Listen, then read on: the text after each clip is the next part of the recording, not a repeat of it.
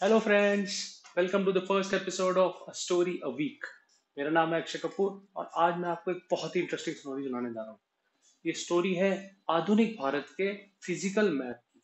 आखिर हमारे भारत देश का फिजिकल मैप कैसे बना, कौन कौन वो लोग थे जिन्होंने इस पर कंट्रीब्यूशन करा, लेकिन आज वो कहीं अपने हिस्ट्री के पन्नों में छुप गए हैं, खो गए हैं। सालों बाद गवर्नर जनरल वेलेस्ली ने लेफ्टिनेंट कर्नल विलियम लैम्पटन को पूरे भारत देश का मैप बनाने की जिम्मेदारी दी। ये जिम्मेदारी लैम्पटन ने खुद आगे चल के ली थी।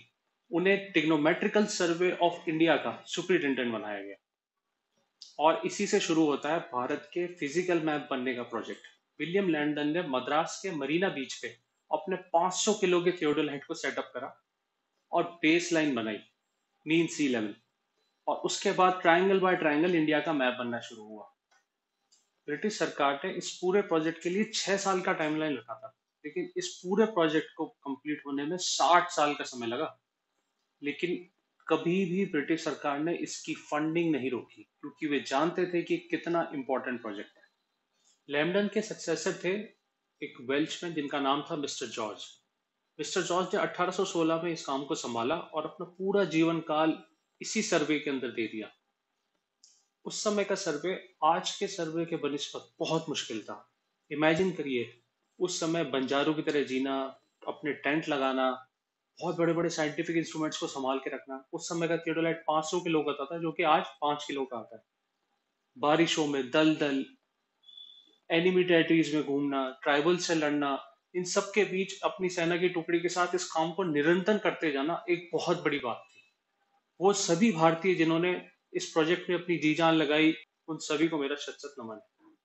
बात खाली इन अवरोधों की ही नहीं थी, बल्कि इन अवरोधों के साथ जो मेजरिंग करनी थी उसके अंदर आइसोस्टेसी और रिफ्रैक्शन के साइंटिफिक फिनोमेनाज भी का भी ध्यान रखते हुए मेजरमेंट करना था, जो कि उस समय मैथमेटिकली एक बहुत ही टीडियस और मुश्किल टास्क था। इन सब दिक्कतों के बावजूद रैंडल, लैम्पटन, मिस्टर जॉर्ज, सभी ने अपना काम बहुत अच्छी तरीके से जारी रखा।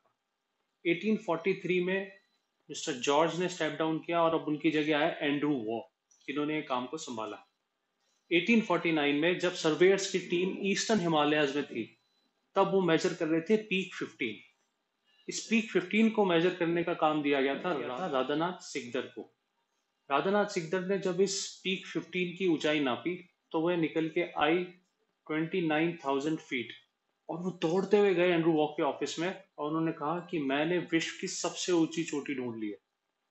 एक बार को तो एंड्रू वॉक हंसे, क्योंकि उस समय के स्कॉलर्स मान ही नहीं सकते थे कि 25,000 फीट से ऊंची भी कोई पीक हो सकती है।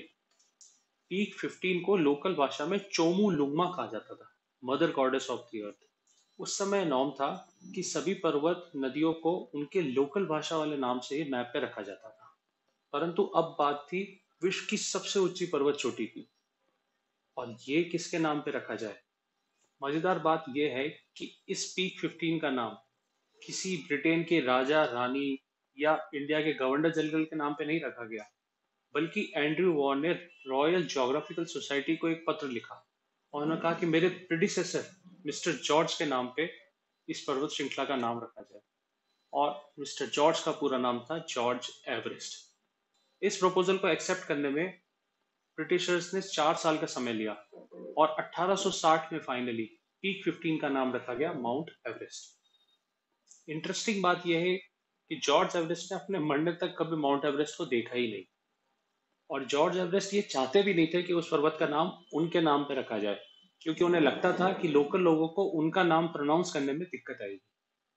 आज भी जॉर्ज एवरेस्ट का पुराना घर मसूरी में स्थित है, जो कि अब एक टूरिस्ट स्पॉट बन चुका है।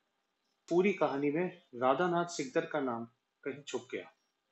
राधानाथ सिकदर उस समय के मैथमेटिकल जीनियस थे, प्रोडिजी थे।